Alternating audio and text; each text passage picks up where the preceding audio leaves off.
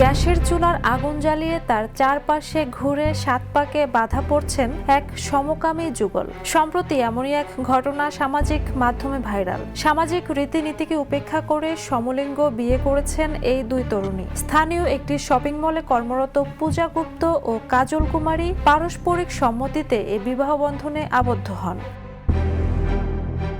দুজনের পরিচয় হয় প্রায় 2 বছর আগে ইনস্টাগ্রামে। ধীরে ধীরে সেই পরিচয় গভীর মানসিক সম্পর্কে রূপ নেয়। তারা জানান পুরুষদের প্রতি তাদের কোনো আগ্রহ নেই এবং তাদের সম্পর্ক সম্পূর্ণভাবে মানসিক বন্ধনের উপর প্রতিষ্ঠিত।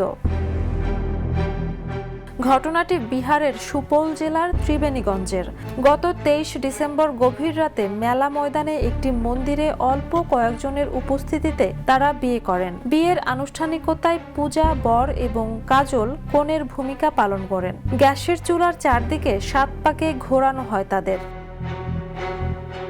পরদিন বিষয়টি জানাজানি হলে এলাকায় চাঞ্চল্য সৃষ্টি হয়। সামাজিক মাধ্যমে ছড়িয়ে পড়া ভিডিও নিয়ে চলছে আলোচনা সমালোচনা, আর এই বিয়ে নিয়ে স্থানীয়দের প্রতিক্রিয়া মিলেমিশে গেছে। Jhuma Mridha, the news. দেশে দেশে সবার সাথে দ্য নিউজ।